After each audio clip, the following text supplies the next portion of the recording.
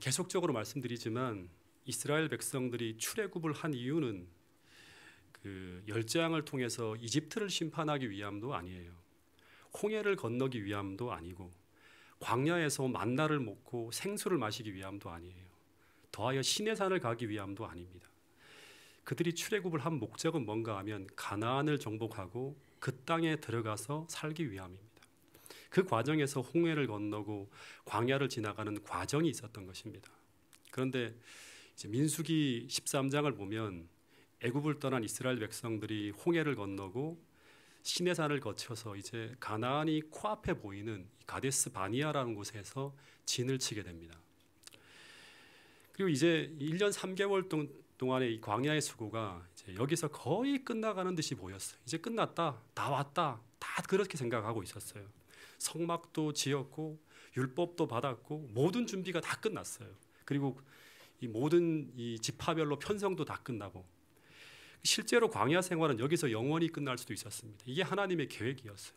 그래서 원래 민수기의 40년의 역사는 존재하지 말았어야 될 역사였어요. 그러니까 민수기 13장에서 가나안을 정복하고 그 다음 바로 여호수아서로 넘어가야 돼요. 근데 여기서 실패함으로 말미암아 민수기의 40년의 역사가 쓰여지는데, 근데 40년 동안 여기 보면 그들이 이동하는 동선은 가데스 바니아 주변을 뱅뱅뱅뱅뱅 도는 이야기예요. 가나안을 향해서 전진하지 못하고 계속 광야에서 방황하는 이야기입니다. 근데 하나님, 이스라엘을 향한 하나님의 목적은 그것이 아니었다고 하는 것입니다. 하나님은 이스라엘 백성들이 가데스 바니아에서 광야 학교를 졸업하고 가나안으로 들어가서 새로운 시대를 여는 것이 하나님의 원래 계획이었어요. 이게 플랜 A예요. 민수기의 역사는 플랜 B입니다. 그래서 이 가데스 바니아에서 벌어진 이 사건은 어떻게 보면 하늘 가나안에 들어가기 직전에 벌어진 일종의 마지막 테스트, 마지막 시험이었어요. 이들이 가나안을 정복하고 거기서 살 만한 그걸 배웠는가, 그동안 그것을 시험하는 최종적인 시험이에요. 어떻게 보면 지금 우리가 겪고 있는 이 마지막 조사 심판의 한 부분을 볼 수 있는 내용이 이 가데스 바니아에서 벌어진 내용이라고 볼 수 있겠죠.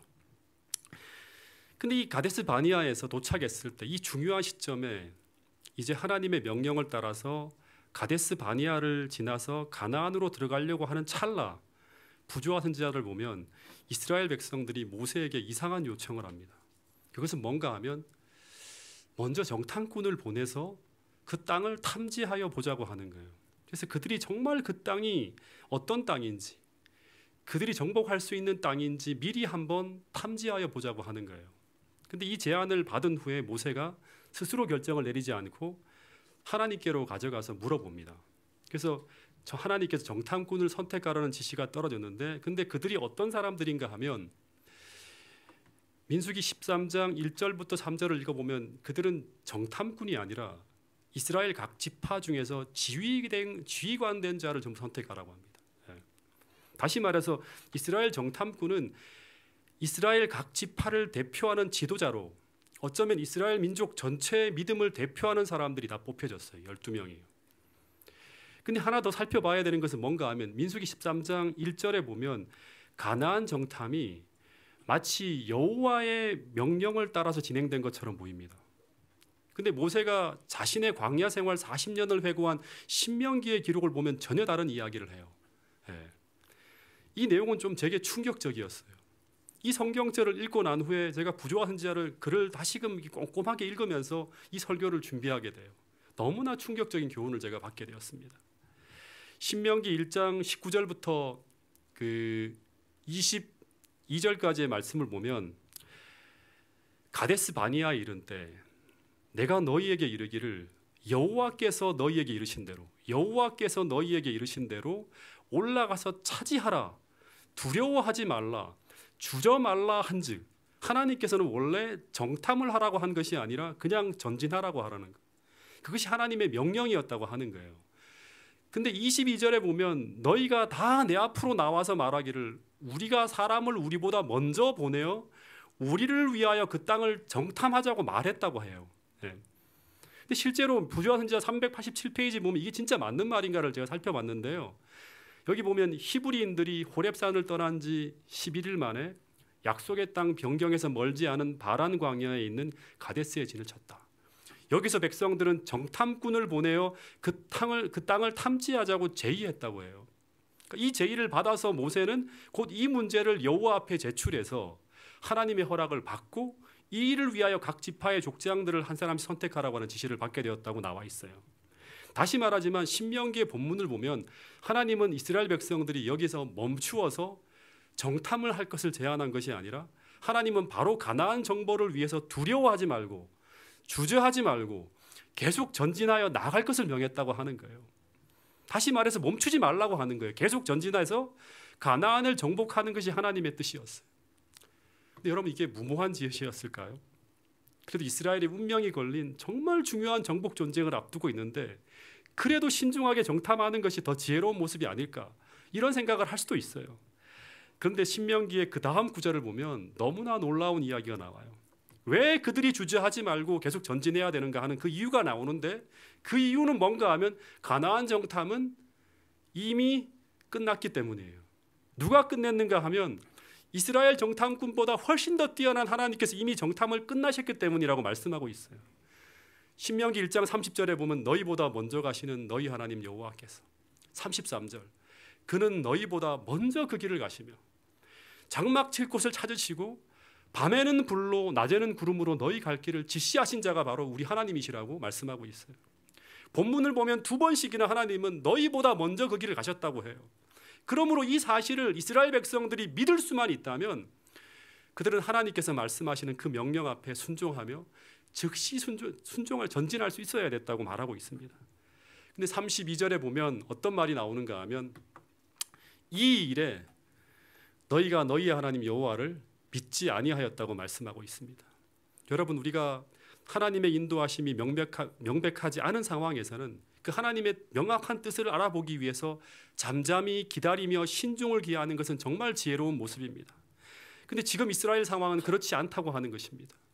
구름 기둥과 불 기둥이 그들을 인도하고 있었고 더구나 모세를 통해서 하나님의 명백한 명령이 제시되고 있는 상황이었어요. 그런데 하나님께서 이미 공격을 위한 모든 준비를 마쳤다고 말씀하고 있는데도 이스라엘 백성들은 그것이 진짜인지 그들의 눈으로 보지 않고는 믿을 수가 없다고 말하고 있는 것입니다. 그래서 그들은 사람을 먼저 보내서 그 땅을 정탐하고 가자고 말하고 있는 것입니다. 근데 역사에 만약은 없지만 만약에 이스라엘이 이 가데스 바네아에서 정탐을 하지 않았다면 어떤 일이 벌어졌을까요? 한번 생각해 볼 수 있겠죠. 그들은 분명히 아낙 자손 거인을 보지 않았을 것입니다. 왜냐하면 여리고성은 그냥 성 안에 들어가지 않고 나중에 보면 성 밖에서 성을 무너뜨리는 전쟁을 하나님은 기획하고 있는 걸 볼 수 있어요. 그러면 그들은 그냥 믿음으로 성 밖을 돌다가 홍해가 갈라지는 것처럼 그냥 여리고성이 무너지는 것을 성 밖에서 볼 수 있었을 거예요. 실제 40년 후에 벌어지는 여리고성의 함락 사건은 정탐이 필요 없는 전쟁이었죠. 그래서 실제 정탐꾼이 들어간 것도 그 성 내부를 정탐한 것이 아니라 기생 라합을 구하기 위해서 들어간 거예요. 그래서 그들은 이 하나님의 명령에 순종해서 성 밖에서 돌기만 하면 이기는 전쟁을 코앞에 두고 있었습니다. 근데 정말 안타까운 것은 그들이 이렇게 어린아이 같은 단순한 믿음을 가졌다면 그들은 40년 동안 돌면서 다시 배워야 할 것을 미리 배울 수 있었을 것이라고 하는 것입니다. 그랬다면 민수기의 방황의 역사는 이스라엘 역사에 없었을 것이라고 하는 것입니다. 여러분, 그래서 신구약을 통틀어서 계속 우리에게 말씀하시는 중요한 교훈의 말씀이, 예수님의 말씀이 마태복음 18장 3절에 나오는데 이 말씀을 같이 한번 읽어보겠습니다. 시작.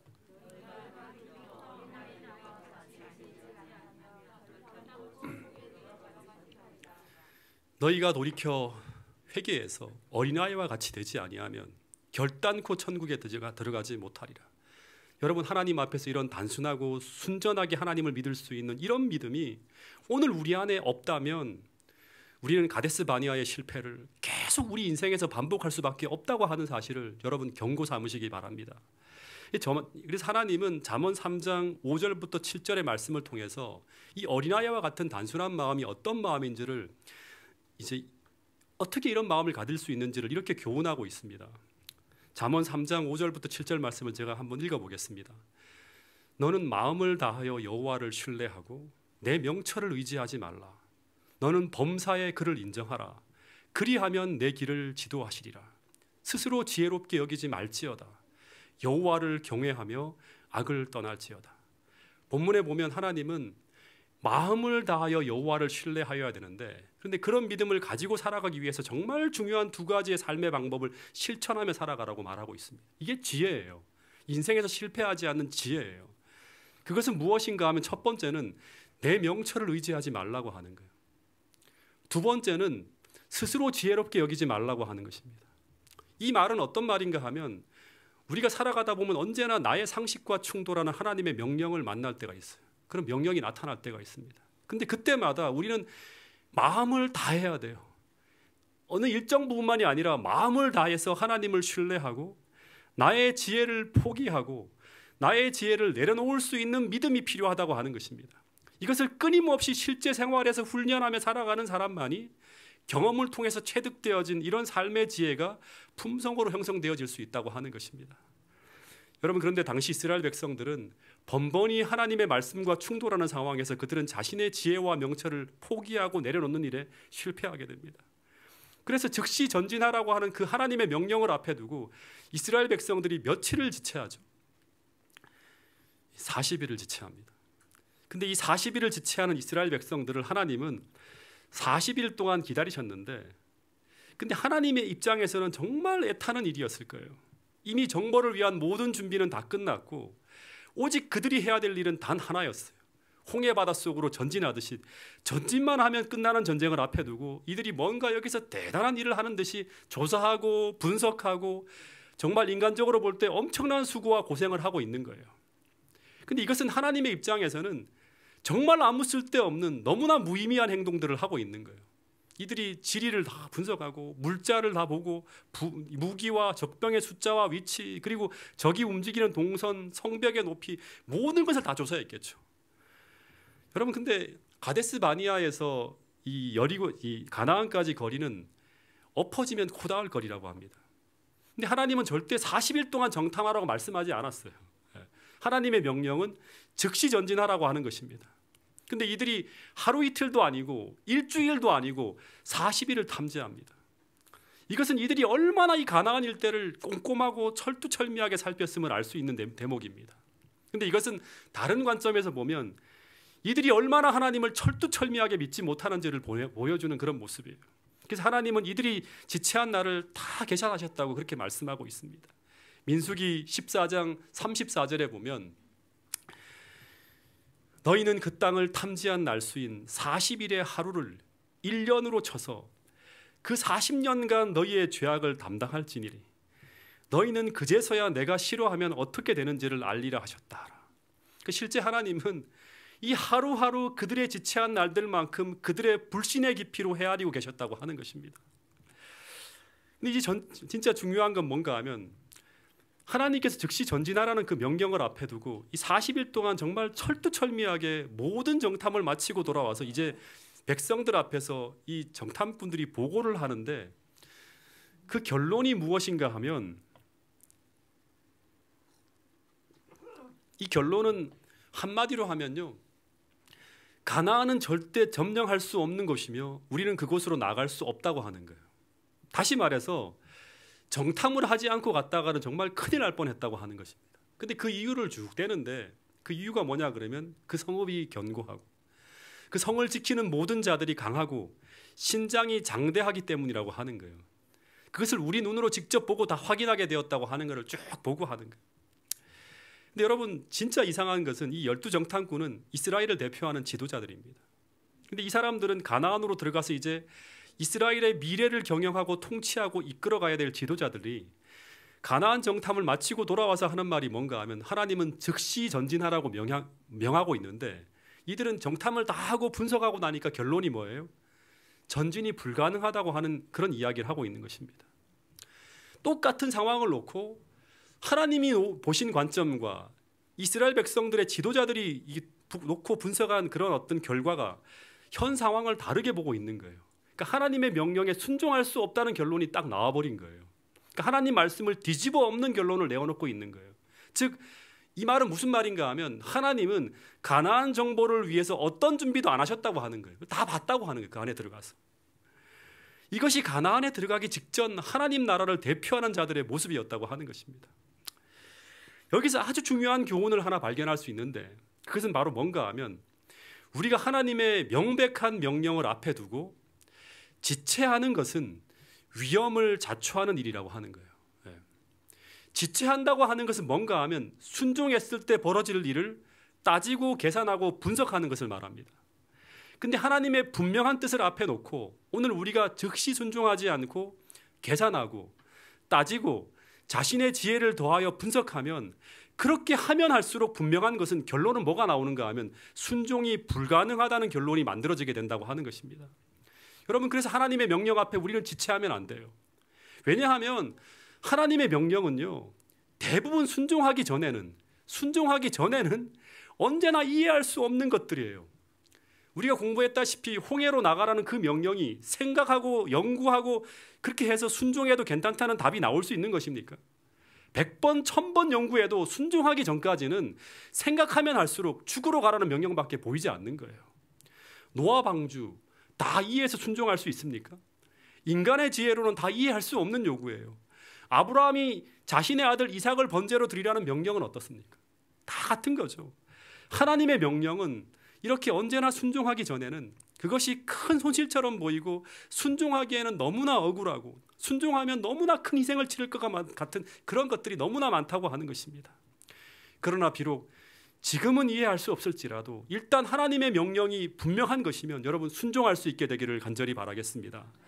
일단 믿음으로 순종하면 이미 우리보다 앞서가셔서 우리를 위해 준비해 놓으신 여호와 일의 하나님의 역사를 그 순종 이후에 우리는 만날 수가 있다고 하는 것이 성경에서 이야기하는 진리라고 하는 것입니다. 그래서 각 지파의 대표요 족장들이 정탐 후에 돌아가서 전하는 이야기가 정복이 불가능하다고 하는 이야기를 하니 백성들이 그 이야기를 듣고 어떻게 할까요? 와, 진짜 1년 3개월 동안 고생했는데 이게 안 되는구나 하면서 잘못 왔구나 하면서 완전히 절망에 빠져요. 근데 아마 모든 사람들은 이런 보고를 기대했을지 모릅니다. 정탐꾼들이 와서 딱 보고하기를 그 성은 방비가 서술하고 거기 있는 사람들은 전부 다 헛개비 같은 모습이라고 하는 보고를 기대했을지 몰라요. 그렇지 않다 하더라도 하나님의 도움으로 그 성이 지금 흔들리고 있는 모습이 가시적으로 나타나고 있다고 하는 그런 이야기를 듣고 싶어 했을 거예요. 하나님이 막 흔들어 놓아서. 근데 그들이 눈으로 보기에는 인간적인 관점으로 보기에는 전혀 빈틈이 보이지 않는다고 하는 것입니다. 즉 하나님은 아무것도 안 해놓고 있다고 하는 거예요. 그러니까 백성들이 절망에 빠지는 거예요. 그래서 민수기 14장 1절부터 3절에 보면 이스라엘 백성들이 밤새도록 통곡을 합니다. 여러분, 이 상황을 하나님이 보고 있다고 한번 생각해 보세요.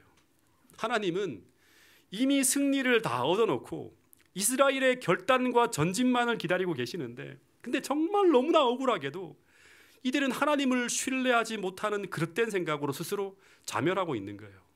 더 정확하게 말하면 이들이 믿음이 없으므로 이미 모든 것을 다 준비해 놓으신 이 하나님의 것을 이제 믿음으로 취하기만 하면 되는데, 즉시 전진만 해서 돌기만 하면 무너지는데, 그런데 그들은 코앞까지 다가가서 너무나 억울하게도 하나님을 믿지 못함으로 말미암아 그것을 얻지 못하고 무너지고 있는 것입니다.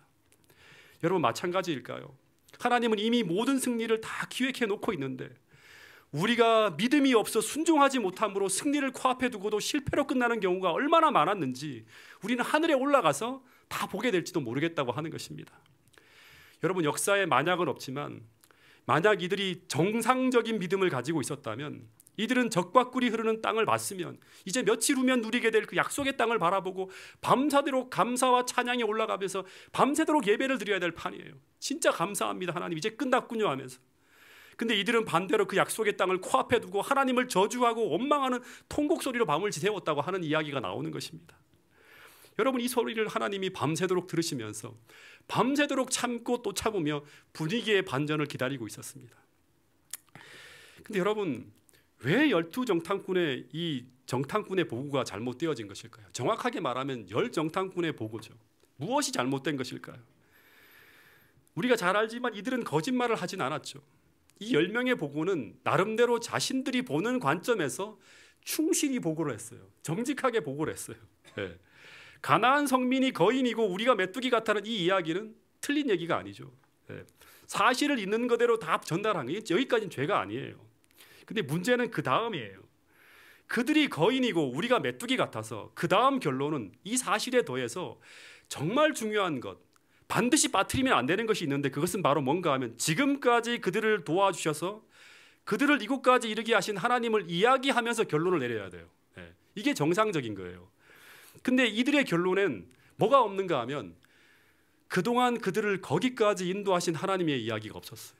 1년 3개월 동안 그들과 함께 하신 하나님의 이야기가 다 빠져 있는 거예요. 그래서 그들은 우리가 그 땅을 차지하지 못한다는 정말 말도 안 되는 결론을 내리고 있는 것입니다. 이것은 진실을 호도하고 기만하는 거예요. 거짓이었습니다. 그들이 이스라엘을 대표하는 지도자라면 절대 이렇게 말해서는 안 되는 것입니다. 바로 얼마 전 가나안 군대보다 훨씬 더 강력한 애굽의 군대를 초토화시키고 이집트 대군을 홍해에 수장시킨 하나님이 계시지 않습니까? 광야에서 물을 주시고 하늘에서 만나를 내려주신 그 하나님을 그들이 1년 3개월 동안 다 보고 경험했음에도 불구하고 그들은 마치 하나님께서 그동안 아무것도 안 한 것이냐 그렇게 이야기를 하고 있는 것입니다. 정말 이상한 이야기 아닙니까? 지금 그 순간에도 그들에게 그늘을 던지시며 그들과 함께 가데스 바니아에 머물면서 그들 가운데 계신 그 하나님을 그들이 다 보고 느끼고 있으면서도 지금 이스라엘 백성들은 마치 하나님이 없는 양 막 울고 있어요. 통곡하고 있어요. 구름 기둥을 보고 있으면서도 불 기둥을 보고 있으면서도 통곡하며 울고 있는 거예요. 하나님이 안 계신다고. 하나님께서 마치 한순간도 그들을 돌봐주시지 않고 방치한 양 울고 있는 것입니다. 마치 거기까지 그들 스스로의 힘으로 온 양, 그래서 그들 스스로의 힘으로 그 성을 정복해야 되는 양 울고 있는 거예요. 이것은 굉장히 이상한 장면입니다. 이때 하나님은 어떤 마음이셨을까? 한번 생각해 보시기 바랍니다. 제가 하나님이라면 정말 속이 터질 것 같았을 것 같아요. 이런 멍청이들이 어디 있나? 너희들이 정말 바보가 아니냐고. 다 눈이 멀었냐고. 1년 3개월 동안 내가 너희들을 위해 무엇을 했는데. 제가 어느 교회에서 간지 얼마 안 되었을 때 제가 그해 청년반 교사가 되었습니다. 그때 무슨 일인지 교육 전도사를 받지 못해서 그해 어떻게 이제 저를 아는 분의 추천으로 제가 그 교회 청년회 교사로 1년간 봉사하게 되었습니다. 근데 안식일 저녁에 이제 한 20여 명의 청년들이 연초 사업 계획을 짠다고 하면서 이제 회의 시간에 모였어요. 근데 제가 제일 뒷자리에 들어가서 앉아 있는데 이 청년회장이 저를 소개시켜 줘야 되는데 올해 1년 동안 저희들을 지도하게 된 교사 우리 고재훈 집사님입니다. 이렇게 소개해 줘야 되는데 소개를 안 시켜주는 거예요. 청년들이 왜 저 고재훈 집사님이 저기 앉아 있지? 쳐다보면서 이렇게 뒤로 희끗희끗 보기만 하는 거예요. 1시간 동안 회의를 하는데 자기들끼리만 의논을 하고 이제 청년들끼리 고민을 이제 터놓고 얘기를 하는데 제가 청년반 교사로 앉아 있어요. 근데 이 청년들이 무슨 얘기를 하는가 하면 우리가 이제 올해부터 성경 공부를 좀 열심히 해야 되는데 올해는 우리를 지도해 줄 사람이 없으니 이 청년회가 큰 위기고 문제라고 하는 얘기를 하는 거예요. 다들 청년회장에게 뭐라고 말하는가 하면 우리 다시 전도사님을 받게 해달라고 교회 요청해 보라고 하면서 고민을 하고 있는 거예요. 제가 거기 교사로 지금 와 있는데 근데 그런 이야기를 저를 앞에 두고 계속 하고 있는 거예요. 그때 제 기분이 어땠겠습니까? 막 얼굴을 밖에 나가야 되나 내가 지금 막 이런 생각이 드는 거예요. 제가 청년반 교사가 된 후에 제가 한 달 가까이 그 직원회에서 결정이 되고 난 뒤에 청년들을 지도할 방법을 연구하고 그 청년들과 함께 나눌 주제들을 연구하고 그래서 그날 저녁만을 손꼽아 기다렸어요. 마치 가데스 바니아에까지 오기까지 하나님이 기다린 것처럼 그렇게 기다린 거예요. 계속. 근데 저를 앞에 두고 저와 의논도 하지 않고 한마디도 물어보지 않고 인사도 안 시키고 이제는 청년들을 성경을 못 배워서 고민이고 자신을 지도해 줄 사람이 없어서 대책 마련이 시급하다고 하는 그런 이야기를 대놓고 계속하고 있는 거예요. 그럼 그 자리에 앉아있는 나는 뭔가? 내가 왜 여기에 앉아있지? 저는 아무것도 아닌 것입니다. 그냥 이유 없이 거기에 와 앉아있는 거예요. 이 청년들이 지금 저를 어떻게 생각하고 있는가 하면 그들의 문제를 전혀 해결할 수 없는 무능한 사람으로 생각하고 있는 거예요. 그때 느꼈던 그 무안함이 이루 말할 수 없이 컸습니다. 근데 이 똑같은 상황이 지금 이 가데스 바니아에서 벌어지고 있는 거예요. 그 전능한 하나님이 그들을 너무나 사랑하시는 그 하나님이 바로 그들 진중에 머물고 계시는데 1년 반 동안 그들을 돕기 위해서 어떻게 도와주고 어떻게 그들을 이끌어왔는지 엄청난 역사들을 다 기억해야 되는데 그들은 해결책이 없다고 하면서 통곡하고 있는 거예요. 이것은 하나님을 마치 무능한 신, 완전히 바보 같은 신으로 취급하고 있는 거예요. 그런데 여러분 이것이 비단 이들만의 문제일까요? 우리도 하나님을 믿는다고 고백하지만 문제 앞에 서면 마치 철저하게 하나님을 믿지 않는 사람처럼 말하고 고민하고 행동할 때가 있지 않은가 하는 것입니다. 자신이 가지고 있는 그 문제는 절대 하나님이 해결할 수 없는 문제인 것처럼 하나님을 찾지 않고 혼자서 밤만 끙끙거리면서 혼자 그 풀리지 않는 문제를 안고 고민하고 있지 않은가 하는 것입니다. 정말 중요한 한 가지 사실은 이것입니다. 여러분, 이것은 가나안을 코앞에 두고 벌어진 무엇이다? 최종 시험이었다고 하는 것입니다. 마지막 시험이에요. 여태까지는 모의고사를 쳤지만 이제는 진짜 시험인 거예요. 예. 너희들이 과연 정말 가나안에 들어가서 살 자격이 있는 사람들인지 아닌지 그들의 믿음을 시험하는 일종의 테스트가 바로 이 가데스 바네아에서 벌어진 사건이었다고 하는 것입니다.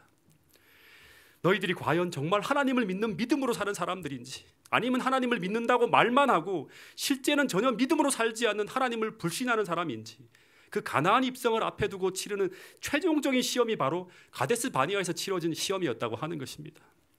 그런데 여러분, 이 시험을 통과하지 못하면 어느 누구도 가나안 땅을 밟을 수 없다고 하는 것입니다.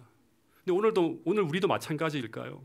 오늘 우리가 매 삶에서 벌어지는 문제마다 하나님을 더하지 못하고 철저하게 하나님을 믿지 않는 것처럼 생각하고 판단하고 늘 믿음 없는 선택만 하며 살아간다면 그 사람이 아무리 입으로는 내가 예수를 믿는 사람이라 할지라도 그 삶은 하나님을 의지하지 않는 믿음이 없다는 것을 매일같이 증명하고 있는 것입니다. 여러분, 이것은 정말 중요한 것입니다. 이 믿음이 없으면 이 머리가 아닌 실제 삶 속에서 하나님 말씀을 삶에 적용하며 믿음으로 문제를 돌파하는 이 믿음이 없는 사람은 결국 난 매일 하늘에 들어가기에 적합하지 않다는 것을 증거하고 있는 거예요. 여러분, 이 말씀을 같이 한번 읽어보겠습니다. 고린도후서 13장 5절 말씀입니다. 시작.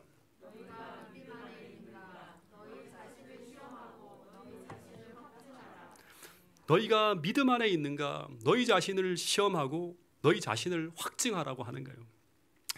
이 현대인의 성경으로 번역된 걸 보니까 여러분은 믿음으로 살고 있는지 스스로 살피고 시험해 보십시오. 여러분은 예수 그리스도께서 여러분 안에 계시다는 것을 모르십니까? 그렇지 않으면 여러분은 그 시험에 불합격한 사람이라고 하는 거예요. 결국에는 예수 그리스도를 믿는 믿음으로 사는 사람이 아니라고 하는 것을 날마다 삶 속에서 시험하고 그걸 확증하는 삶을 살라고 하는 거예요. 근데 제가 이 대목에서 진짜 고민되는 것은 무엇인가 하면 지금 이들은 1년 반 정도를 광야에서 지내며 홍해가 갈라지는 것도 보고 마라에서 단물이 쓴물로 바뀌어지는 것도 보고 만나의 기적도 체험하고 르비딤에서 아말렉을 쳐부시는 하나님의 도움을 다 눈으로 본 사람이에요. 근데 어떻게 이렇게 이 모든 이적들을 보면서도 믿음이 자라지 않았을까 하는 거예요. 진짜 우리가 고민해 봐야 되는 대목이죠. 왜 이 이스라엘 백성들이 가데스 바네아에서 실패했는지 그 이유를 우리가 살펴봐야 됩니다. 여러분, 출애굽기를 가만히 따라가 보면 홍해를 건넌 후 출애굽기 15장에서 이스라엘 백성들이 첫 시험이 닥치는데 그게 뭔가 하면 물 부족입니다. 이때 이스라엘 백성들은 이 시험을 어떻게 대처했죠? 이들이 하나님을 찾습니까? 하나님을 찾지 않고 모세를 원망합니다. 근데 이때 부조와 선지자를 보면 이런 기록이 있어요. 이때 모세는요, 이스라엘 백성들 모두가 잊지 말아야 될 그것, 바로 이스라엘이 행하기를 잊어버린 그 일을 했다고 합니다. 그것은 뭔가 하면 매번 이스라엘이 잊고 놓치고 실패하는 그것이었대요. 그것은 바로 뭔가 하면 그 문제를 가지고 하나님을 찾아가는 거예요. 그 문제를 가지고 하나님을 찾아가는 거예요. 이스라엘 백성들은 이 모세의 모습을 보면서 광야에서 문제를 만날 때마다 어떻게 믿음으로 해결해야 되는지를 배웠어야 돼요. 여러분, 믿음으로 사는 것은 글로 배우는 게 아니라 실제 삶에서 순종해 보면서 배우는 거예요. 그래서 하나님이 이론으로만 배울 수 있었다면 그냥 애굽에서 가르치면 돼요. 근데 그렇게 하지 않고 굳이 광야에서 하나님께서 계속 그것을 가르친 건 뭐냐 그러면 이 믿음으로 말미암아 살아가는 것은 뭔가 하면 체험을 통해서, 삶을 통해서, 문제를 통해서 배워야 되기 때문에 광야로 인도하신 거예요. 그래서 이 이스라엘 백성들이 이 모세의 모습을 보면서 먼저 40년 동안 배웠잖아요. 모세가 어떻게 이 문제를 만날 때마다 믿음으로 해결하는지를 배웠어야 되는 거예요. 근데 그 다음 신광야에 지나갈 때 애굽에서 가져왔던 식량이 바닥납니다. 이때 상황은 다르지만 똑같은 시험을 만나게 되는 거예요. 어떻게 해결해야 되지? 계속 하나님이 묻는 거예요. 시험이 닥칠 때마다. 근데 똑같은 시험 앞에 이들은 이상하리만큼 똑같은 모습으로 무너져요. 원망하고 불평하고 하나님을 찾지 않습니다. 모세를 원망하고. 그리고 르비딤에서 똑같은 시험이 물이 떨어지는 문제를 벌어지게 되는데 이들은 정말 이상하리만큼 똑같은 모습으로 계속 똑같이 반복해요. 또 무너집니다. 문제를 만날 때마다 이들은 철저히 하나님을 찾지 않고 하나님을 시험하며 원망하고 불평하는 거예요. 하나님이 우리 중에 계신가 아니지 계신가? 난 모르겠다. 왜냐하면 왜 이렇게 문제가 계속 벌어져? 교회를 다니지만 매번 똑같은 유혹 앞에 매번 쓰러지고 똑같은 문제 앞에 한치의 성장도 전진도 없이 매번 똑같은 모습으로 쓰러지는 이스라엘 백성들이 우리들에게는 아주 미스테리 같은데, 근데 우리도 잘못하면 이런 미스테리 신앙인이 될 수 있다고 하는 것입니다. 예. 부조화 선지자 292페이지에 보면 이런 말씀이 있어요. 광야에서 하나님께서 그토록 가르치고 싶어 했던 것은 바로 뭔가 하면 실제적인 현장에서 이루어지는 믿음의 삶이었다고 하는 거예요. 광야에서 하나님께서 그토록 가르치고 싶어 했던 것은 딱 하나예요. 실제적인 현장에서 이루어지는 믿음의 삶이었다. 근데 그것은 바로 그들이 궁핍한 중에도 문제가 생길 때마다 그분께 부르짖으면 그분께서 계속 그들에게 당신의 사랑과 돌보심의 증거를 나타낼 것이라는 믿음이었다고 하는 것입니다. 그래서 그들이 고난에 에워싸이고 양식이 떨어지는 것을 어떻게 한다? 하나님께서 계속 허락하셨다고 하는 것입니다. 여러분, 비록 힘든 광야 길을 걸어가고 있지만 그들을 보살피는 하나님의 실제적인 도움을 매번 경험하면서 배우게 되는 믿음, 이것이 바로 어떤 믿음인가 하면 진짜 믿음이라고 하는 거예요. 진짜 믿음. 그것을 가지고 산 믿음이라고 하는 거예요. 살아있는 믿음이라고 하는 것은 뭔가 하면 현장에서 사용될 수 있는 거예요. 우리가 고난 앞에 만났을 때 우리가 그 고난 앞에 무너지는 것이 아니라 하나님의 실제적인 도움을 받으면서 성장하고 나가는 거예요. 가나안을 향해 전진해 나가게 만드는 거예요. 어떤 고난이 닥쳐온다 할지라도 전진하게 만드는 믿음이 바로 살아있는 믿음이라고 하는 것입니다. 이것은 바로 매 시험 때마다 모세가 모범처럼 보여주었던 모습이라고 하는 것입니다. 그래서 이들이 문제를 만날 때마다 모세가 보여주었던 그 동일한 방법으로 문제를 해결해 나갈 때 그때마다 생겨나고 자라나는 것이 바로 무엇인가 하면 믿음이라고 하는 것입니다. 여러분, 그래서 제가 이런 생각을 하면서 보는데 아브라함이든 모세든 심지어 다윗 같은 사람도 마찬가지겠죠. 왕궁에서의 모세와 광야에서의 모세는 다른 모세입니다. 여러분, 진짜 믿음을 가지고 있는 사람은 계속 성장해요. 자라갑니다. 출애굽 당시의 모세와 헤브론에서 죽을 때의 모세는 달랐습니다. 그는 살아있는 믿음을 가지고 있기 때문에 살아있는 생명체는 자라잖아요. 끊임없이 성장해 나가는 거, 훨씬 더 다른 모습이에요. 죽을 때까지 끊임없이 자라가고 성장해 나가는 사람이 바로 믿음으로 사는 그리스도인입니다. 근데 이스라엘 백성들은 그 반대로 시험을 만날 때마다 계속적으로 믿음으로 사는데 실패하게 돼요. 근데 진짜 중요하고 충격적인 사실은 뭔가 하면 이 거듭되는 실패를 우리는 아무런 생각 없이 그냥 받아들이지만 이 거듭되는 실패가 부조화 선지자를 보면 그들을 이렇게 만들어가고 있다고 하는 것입니다. 그 가나안 땅으로 가는 도중에 장애를 만날 때마다 그들이 믿음으로 사는데 지속적으로 실패하는데 그 결과 그 실패는 그들로 하여금 지속적으로 믿음과 용기를 잃게 만들었다고 하는 거예요. 계속 더 나약해져 가는 거예요. 점점점 고난을 받고 있는데 고난을 통해 성장하는 게 아니라 계속 더 나약해져 가는 거예요. 네. 여러분, 기억하시기 바랍니다. 매번 믿음의 도전 앞에서 실패하면 그 우리의 믿음은 결코 자랄 수가 없을 뿐 아니라 오히려 계속 더 약해지게 되어 있다고 하는 사실을 기억하시기 바랍니다. 이런 거듭되는 믿음의 실패가 바로 이스라엘 백성들로 하여금 반드시 실패하지 말아야 될 지점, 가데스 바니아에서 결정적인 실패를 하게 만들었다고 부조화 선지자는 적고 있는 것입니다. 여러분, 마찬가지입니다. 이 가데스 바니아에서의 시험은 오늘 우리가 하늘에 들어가기 전에 최종적인 시험인, 어떻게 본다면 일요일 휴업령의 시험과 똑같은 시험입니다. 이거를 넘어가야지만 어떻게 되는가 하면 가나안 땅에 들어가는 거예요. 최종적인 시험을 믿음으로 통과해야지만 하늘 가나안으로 들어갈 수 있는 거예요. 우리가 그 시험에서 믿음의 선택을 하려면 꼭 오늘 내가 만나는 매 시험마다 하나님을 구하며 하나님을 더해서 해석하고 그 상황을 하나님을 구해서 믿음으로 승리하는 경험을 오늘 하고 있어야 된다고 하는 사실을 잊지 않게 되기를 간절히 바라겠습니다. 여러분, 믿음으로 산다고 하는 것은 모든 상황에 하나님을 도하여 생각하는 거예요. 항상 기뻐하고 범사에 감사하고 쉬지 않고 우리가 기도하는 거예요. 예. 여러분, 한번 지금 생각해 보시기 바랍니다. 우리 삶에 많은 문제들이 벌어지고 있지만 지금 내가 겪고 있는 그 환경 속에서 하나님을 도하면 어떻게 될까? 하나님께서 함께 하시면 나의 문제가 어떻게 될까? 한번 믿음의 눈으로 그리며 생각해 보시길 바랍니다. 여러분, 아무리 우리 눈앞에 펼쳐진 문제들이 우리 삶의 전진을 막는 거인 같은 처치 불가능하고 복잡하고 풀기 힘든 아낙자손과 네피림 같은 문제가 있다 할지라도 내 상황에, 내 문제의 지점에 전능하신 하나님을 더할 수만 있다면 그 문제와 상황은 전혀 다른 국면으로 해석될 수도 있고 전혀 다른 국면으로 펼쳐질 수 있다고 하는 것이 성경에서 가르쳐주는 중요한 교훈이라고 하는 것입니다. 그래서 정말 중요한 것은 오늘 내가 그 어떤 문제 속에 둘러싸여 있는가가 아니라 중요한 것은 그 하나하나의 문제마다 내가 물러서지 않는 믿음으로 하나님 말씀 앞에 순종하며 전진할 수 있는가의 문제라고 하는 것입니다. 그럴 수만 있다면 나의 신앙적 전진을 막고 있는 그 여리고와 같은 문제들이 내 앞에서 무너지고 사라지는 경험을 할 수 있다고 하는 것입니다. 여러분, 그래서 우리의 문제는 아낙자손이나 네피림이 아니라 문제는 내게 이 문제에서 가장 칠흑 같은 문제 속에 네가 갇혀 있다 할지라도 하나님을 더하여서 그 문제를 해석할 수 있는 믿음이 있는가? 하나님을 더하여서 내가 그 말씀 앞에 순종할 수 있는 믿음이 있는가 없는가의 문제라고 하는 것입니다. 여러분, 그 어떤 난관 앞에서도 그 어떤 환경 앞에서도 물러서지 않는 사람, 내 삶의 문제 속에서 하나님을 더함으로 나가 싸울 수 있는 믿음을 가진 사람이 되게 해달라고 우리 모두가 이 연초에 하나님 앞에 다 함께 기도할 수 있게 되기를 간절히 바라겠습니다.